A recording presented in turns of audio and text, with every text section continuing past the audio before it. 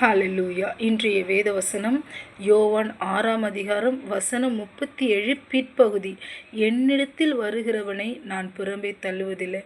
எவ்வளோ ஒரு அன்பான வசனம் இல்லைங்க. நம்ம இடத்துல இருந்தாலும் இல்லைனாலும் அவர் என்ன பண்ண மாட்டாராம், புறம்பே தள்ள மாட்டாராங்க. அவருடைய சமூகத்தில் நீங்கள் எப்பொழுதும் கிட்டி சேருங்க. நான் நிறைய பாவம் செஞ்சிட்டேன், கர்த்தரை அறிந்து கொண்டு நான் பாவம் செய்துட்டேன் அப்படின்னு சொல்லிட்டு பின்வாங்கி போகாதீங்க. இதை குறித்து பவுல் சொல்கிறாரு, தைரியமாய் கிருபாசன தண்டைக்கு வர கடவோம். ஏனென்றால் நம்மளுடைய பிரதான ஆசாரியர் நமக்கு பரிந்து பேசுகிறவராக தேவனுடைய வலது பாரசத்தில் அமர்ந்திருக்காருங்க.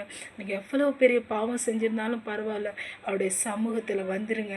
அவரிடத்துல மன்னிப்பு கேட்டுருங்க. அப்பா என்னை மன்னிச்சிருங்கன்னு சொல்லும்போது நீங்கள் தூரத்தில் வரும்பொழுதே அவர் என்ன பண்ணுவார், கட்டி அணைத்து கொள்வாருங்க. அவரை மட்டும் விட்டு விடாமல் நம்ம என்ன பண்ணலாம், தேவ சமூகத்தில் கிட்டி சேரலாம். ஆமென்.